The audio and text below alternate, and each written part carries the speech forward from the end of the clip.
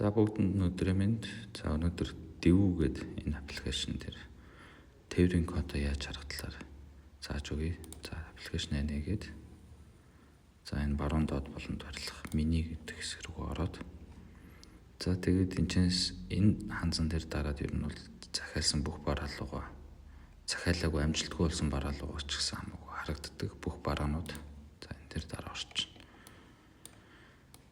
За одоо энэчнээс тухайн аль барааны тээврийн кодыг харах гэж байгаа. Тийшээгээ дарж ороод за жишээ нь яваад байна.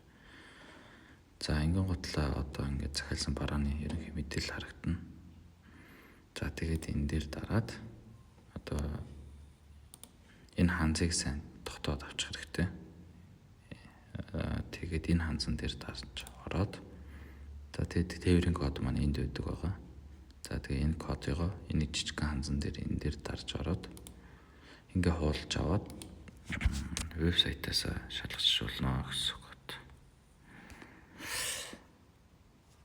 Одоо энэ чэнэсээ тээврийн код энэ хуулж тавиад Эрдэнэт карго цагийн мэн гэдэг энэ доор харж байгаа иш орно гэсэн үг шүү дээ. За тэгээд энэ хайх товчон дээр дараад ингээд тухайн ачаа маань ирсэн байвал ачааны мэдээлэл нь гараад ирнэ гэсэн үг.